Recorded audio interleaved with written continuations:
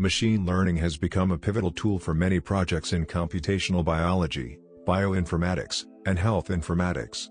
MATLAB has become a handy and popular computational tool for medical researchers and clinicians. A client from medical science works closely with patients having speaking disorders of different types.